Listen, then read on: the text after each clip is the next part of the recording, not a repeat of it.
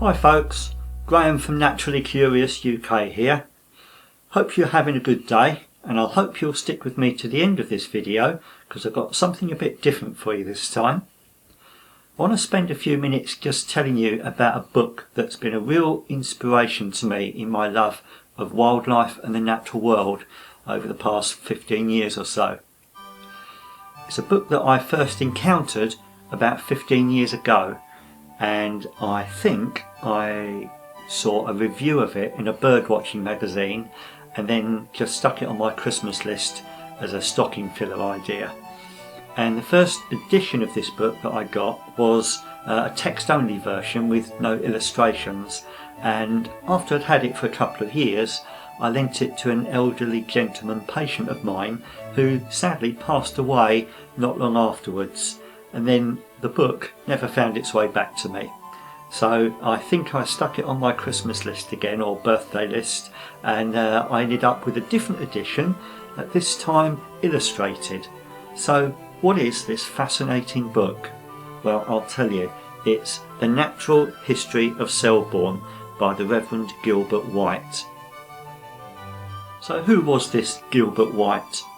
Well, he was an 18th century parson naturalist who was born in 1720 and died in 1793, and he spent pretty much his whole life in the Hampshire village of Selborne, which is about 45 miles southwest of London and sort of midway between Alton and Petersfield. For most of his adult life he served as curate of the local parish church, but his real passion was the natural world, and from 1767 to 1787 he was writing regularly to a couple of other eminent gentlemen of his time, a Thomas Pennant, who was a Welshman, and he was a writer, traveller, antiquary, and also with a strong interest in the natural world. And the other chap was the Honourable Daines Barrington, who was a London lawyer who again also had a strong interest in the natural world. So what sort of subjects does Gilbert White cover in his letters? Well, a lot of subjects actually, but birds were really his first love, and around that time there was a lot of unanswered questions about bird movements, about bird migration, and in fact a lot of people still thought that birds hibernated over winter. The birds that we see breeding in this country, people thought that they sort of hibernated underground and stuff like that. So there was still a lot of unanswered questions on the subject of migration, and Gilbert White was one of these people that had a knack of observing and asking the right questions. But not just birds.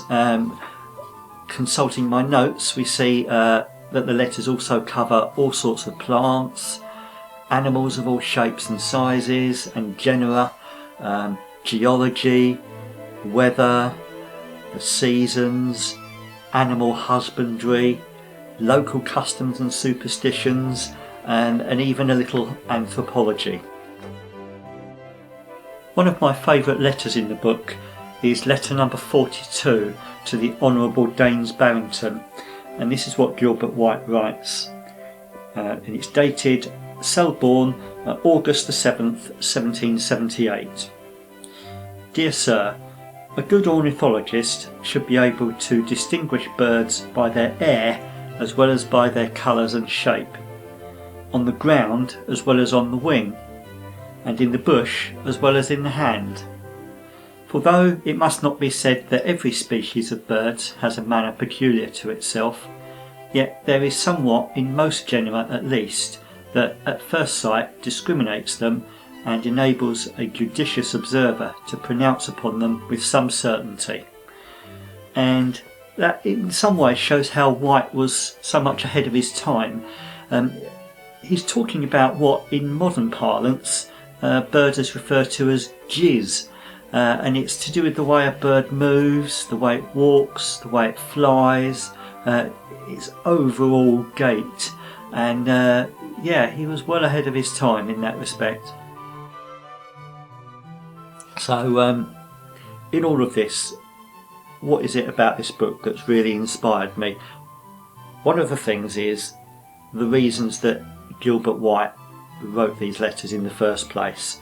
And to paraphrase his own words, his hope was to induce his readers to pay a more ready attention to the wonders of creation, too frequently overlooked as common occurrences. And that's really my passion in a way with Naturally Curious UK. It's my ethos, and I've even sort of developed a bit of a catchphrase saying, what is it, here we go, keep enjoying the wonders of nature where you are. And so I hope that the videos that I produce on this channel do that for you in at least some small way.